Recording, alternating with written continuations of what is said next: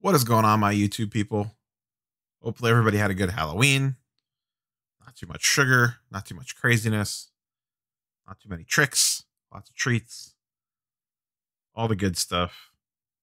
But we are back today for another little week in review video. What is going on in the wonderful world of sports cards? Not a lot of news actually for you guys this week. Nothing that popped up too much on my radar. A couple little random things for me. Dropped off the old PSA submission to Card Collector 2. Got invoiced for that the other day. They seem early on, first time using them, to be running this pretty smooth operation down there. Was pleased with what I've seen so far, but I will keep you guys up to date on that. In channel news, we are close to 1,600. Smash the like button. You guys crushed it last week on this video on the week in review, and it was just blew it out of the water. So if you guys like what I'm doing here, it really does help the channel. It's us YouTubers that say that all the time. We're not lying. Click the little like button down there. I try not to talk about the YouTube nonsense, but click the like button. It helps the video get shown to more people. It's good stuff. If you like what we're doing, click the like button. All right, let's get into it. So in honor of Trick or Treat and Halloween and all that good shenanigans, let's start off with the little creepy, scary, ooh, we don't like that stuff. So we're in Market Movers, link down below, coupon code down below if you want to check it out. It's 20% off for your first payments. And rather than looking at the broader market today, I've pulled out some select cards of things going up and down. And I went back and I looked at 7-day and I looked at 14. I pulled 14-day graphs up because I think it just helps paint a better picture of what's going on versus the 7-day stuff. So let's start with the scary. And that's the Lakers stuff is still going down. And this is not just the LeBron political nonsense. This is AD as well. And AD hasn't said a word about any of that shenanigans. So in general, the Lakers decline has not stopped yet. Now, this makes kind of sense because it seemed like back during the bubble and when the NBA was playing that as guys left or were eliminated or whatever, it took almost a month for their prices to stabilize. And we are still kind of in that window. So we could see here, I pulled up two key cards, an AD and a LeBron. This is AD's PSA 9, actually, because we've been talking about PSA 9s a lot on the channel. His PSA 9 is down almost 30% in his rookie. So, and this is over the last 14 days. So that is down almost $200. So this Lakers stuff has still not hit the floor yet. We could pull up his PSA 10 too really quick here. I meant to have both and I forgot. You can see his PSA 10 not down as much, down 2% as opposed to the 32% of the PSA 9. So the Lakers stuff still definitely in a decline. I'm just pulling up the ratio here. So if you think that this is starting to get towards the bottom, this PSA 9 looks like a pretty decent buy. As it's gone a little bit, the gap's widened a little bit more than what it should be, if that makes sense. So I would maybe look to, if you were in the market for AD stuff, this PSA 9 might not be a bad pickup, but still going down. Let's hop over and look at LeBron. This is his 2003 Topps Chrome. This is kind of his go-to card. The PSA 9 is kind of the more common one. 10s go for an astronomical amount. We could see his 9, and once again, this is over the last 14 days. You could see this steady downward trend in this chart. It's down 30% over the last 14 days for a total of $1,200, over $1,200. Was it around a little over 4,000? Is down to about 3,000 now. So that's a pretty big drop for old Bron. Once again, if you were in the higher end market, this is probably your cheapest chance to buy LeBron for a while. He's going to bottom out sometime quick here, and then it's probably going to start slowly going back up again. Overall, LeBron stuff is still way up from pre-March numbers, but that's eventually his stuff's going to start going back up again. He's arguably the second best player in the league ever, if not the best player of all time, depending on what side of that argument you come down on. And this is the rookie card to have of him if you are so inclined. Speaking of extremely good players, let's talk about guys going back up because we are starting to see those trends. We've talked about it for the last week or so, if not more. And let's look at our king of the young guys besides Luka, Giannis. This is a very good example of when we talk about the PSA 10 leads the way when it comes to price increases. So you see here his PSA 10, and once again, looking at 14 days worth of data just to get a better idea of what's going on. His PSA 10 over the last 2 weeks is up 20%. But when we come down here, we see that his PSA 9 and his BGS 9.5 are not seeing those increases. To me, this looks like a classic case of the people looking to buy Giannis are starting to buy Giannis, and they're going to start with his PSA 10.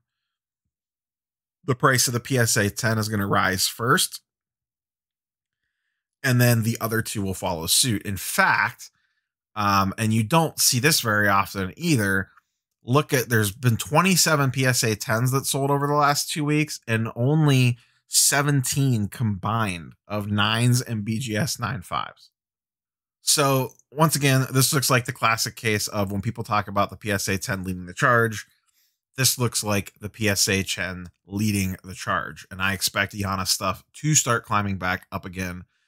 He was the MVP last year. I don't see that going anywhere. And if the buzz grows of him leaving Milwaukee, I think that could do wonders for his prices as well, depending on where he ends up. I'm telling you right now, if he ends up on Dallas, whoo boy, but we're a year away from finding that out. But him and Luka teamed up together as the next super team would be absolutely insane. So what do we got else going on here? Tatum also finally back on his way up again. Once again, we see the 2-week graph here that I pulled up. Over the last 2 weeks, he's up 15%, back up over $600 for his PSA 10 Prism. Was down close to 500. It's all the way back up over 600 again, and is slowly starting to creep back up again. Once again, these younger guys and the spec guys, now that we know that when the season's coming back, are a close idea. It's either going to be Christmas or it's going to be MLK Day.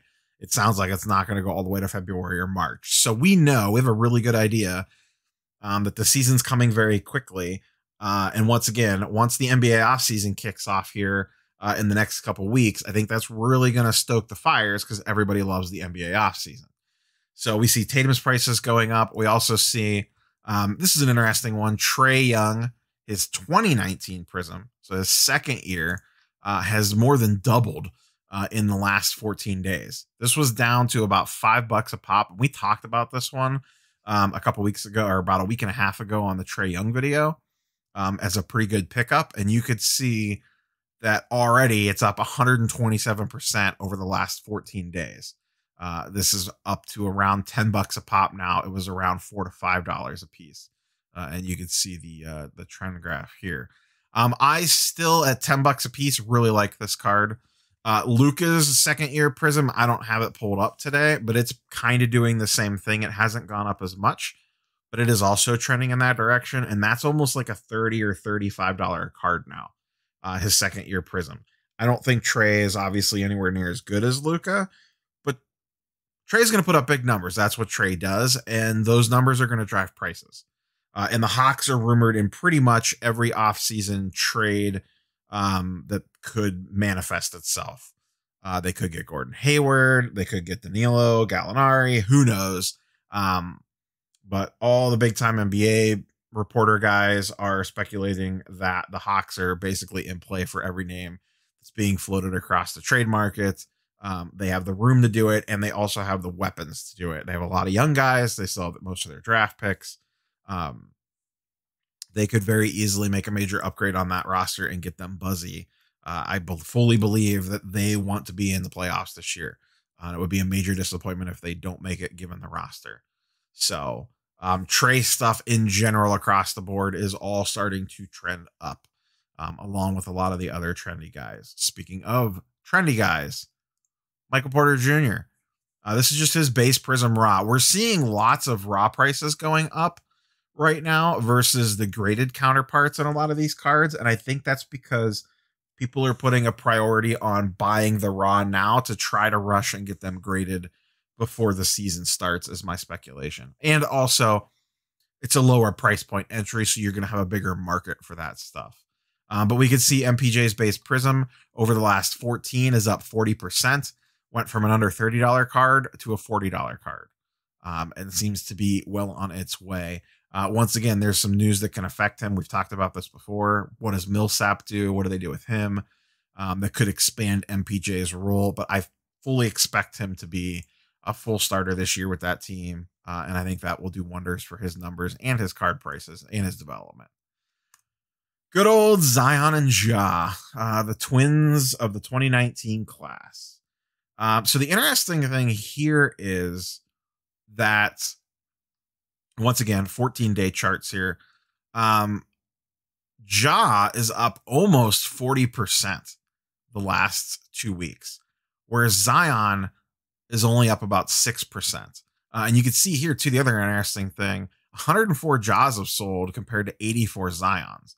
So I don't know if that's just more people holding Zions back, waiting for the prices to get back up to where they used to be, or what, but Ja definitely seems to be moving faster than Zion, and the prices are also starting to go up as well. This was at $80 and is now over 110 or close to 110-ish on his Raw. And then Zion's up about 10 or 12 bucks. I'm always very curious to see, and once again, we're talking Raw on these two, not graded. I really think there's at least a good chance that Ja prices jump Zion's at some point in time this season. Maybe it's because Zion has a little injury. Maybe it's because he comes in the camp looking a little fat, a little Sean Kempish, whatever. But I think Ja's going to have an awesome year, and I think his prices are going to explode. I could easily see him being the go-to guy for the 2019 class when you're talking about price leaders. Now, don't get me wrong. If Zion shows up, looking like Chris Evans as Captain America and is just ripped and just starts, throwing down highlight reel dunks and draining threes and whatever, his prices are going to go absolutely nuts. But I still have my concerns with Zion because he is yet to actually show that drive or willingness. He showed up to the bubble out of shape, then he had to leave, looked slow, etc.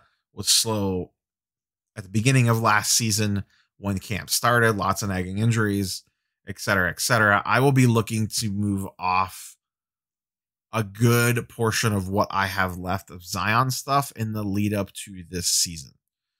That is my plan. I will hold back one or two cards just for the hell of it. But I will be looking to move off most of the rest of my Zion stuff. As I like him, I think he's fun to watch. I just don't know that I believe he is worth the prices that people are paying for him. So, a couple left here. My boy Luka, and we just talked about this card recently. His optic, and once again, Raw. We're seeing more Raw prices move over the last week or two than I am graded prices. Graded prices have been ticking up, just slower. The Raw prices are much bigger jumps, and once again, lower entry points. And I think people are looking to gobble stuff up to get it graded. So we see his Raw optic is up to almost $200 now over the last 14 days, up 30%. That's $45 over that period. Went from around 150 to almost 200. Once again, it's Luka. This card's just going to keep going up.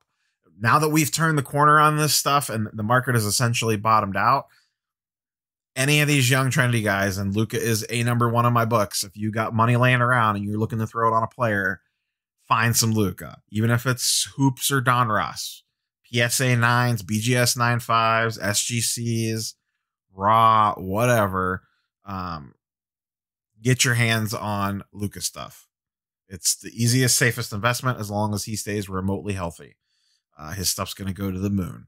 And that team's potentially going to be very good this year. And then last but not least, just a little off the wall one. This one went crazy. And that's Sekou. And his raw, this is his silver we're talking about specifically. Once again, raw. His base also went nuts, just not as nuts as the silver. The silver over the last 14 days is up 148%. It went from a $50 card to a $125 card in 2 weeks.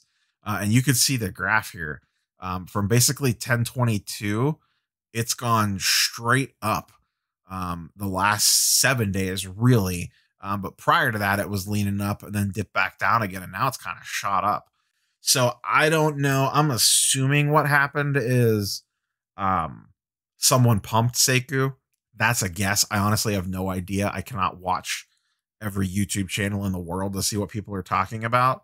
But I'm guessing someone put out something on Sekou as a player to invest in for the start of this season, which I don't think is a bad thing. That's going to be a most likely rebuilding Pistons team, unless they try to go all in and get like Fred VanVleet or something, and kind of do a rapid turnaround because their roster sucks. Sekou's like 19 years old. He could get plenty of run and has a lot of potential. And he was super trendy last Christmas. Oh, he got that little 2-week run of playing time and his card prices went crazy. And that was before the market was as micro as it is now, or as reactionary as it is now, where it just absolutely freaks out over the smallest thing. I'm going to be very curious to see how that trend continues once the regular season opens back up again and not everybody is watching every single game. The NBA bubble games, there was nothing else on TV. So does it go back to how it was in January, February, and March, where it would take a couple good games in a row and then prices would start to go nuts? Or is it going to be like it was in June or July, when literally a good half of basketball would send prices skyrocketing? See Bol Bol or MPJ. You know, MPJ had that epic 3-game run where he was dropping like 40 a night. And his prices just kept going up and up and up every single night, but like drastic jumps. Whereas during last year's regular season, when Kobe White was going crazy, he had that really nice run of 2 weeks in a row or a week, whatever it was, where he was going nuts. His was a much more natural increase. It was constantly going up. It wasn't like doubling and tripling overnight, but you were making a pretty good return on him if you got in early at the beginning of that run. But nothing like what we saw in the NBA bubble. So I'll be curious to see which way the market goes on that. I'm going to guess it's going to be a little bit of column A and a little bit of column B. So it's going to be more reactionary than it was, but it's not going to be as reactionary as it was in the bubble, if that makes sense. So that's the last one I had for you guys today. It was good old Sekou. That one just stood out to me because of the massive jump that card went on. So completely NBA focused today. There's really just not a lot happening in baseball. The football market is literally Tua and Justin Herbert going up and most everybody else staying flat or going down. And we are going to, I spends 80% of the time on the NBA as it is. That's probably going to shift to 90 or 95% of the channel as we move closer and closer to the restart of the NBA season and the NBA off season. So I'll still touch on some stuff with football and baseball if something crazy happens. And there's still good money to be made out there. My favorite buy right now is Dak. Track down whatever Dak cards you want. They have basically bottomed out at this point and set it aside for a year. Yeah, you're going to have to sit on it for 9-10 months or whatever till next fall. But his stuff was sky high prior to him getting hurt. And I don't think this is a career-threatening injury. I think he's going to get healed. Everything sounds good so far. So I am strongly, my eBay watch list is all Dak auctions. that I'm just watching. So once again, like we talked about at the beginning of the video, click the like button if you like what we're doing around here. It does help the channel. Sub if you haven't, comment, ask any questions. Next video, I think, is going to be another Prism versus something. I've had this video in mind, but I need to research to make sure it's going to pan out. And I would really like to try to do a live this week. I just don't know what night yet. I was off work last week, so I'm not sure what work's going to look like yet for me this week. So we'll see. Maybe Wednesday night for the live. That's what I did last time. It's been about a month since I did one, and I do want to do another one. It's just finding the time to sit down and knock it out, because they do take substantially more time than just doing one of these 15 or 20-minute videos. But yeah, questions, comments, leave them down below. Like buttons, sub buttons. Check out Market Movers. Coupon code is down below for 20% off that. If you're not in Market Movers already, now's a good time. Once again, I always say this, whether you use Market Movers or whatever you use, get something. You need some sort of data tracking. Doing it on your own is just not feasible to be able to keep up on it if you're remotely taking this seriously. So that's all I got for you guys today. Happy belated Halloween, and we will catch you guys on the next one. Peace.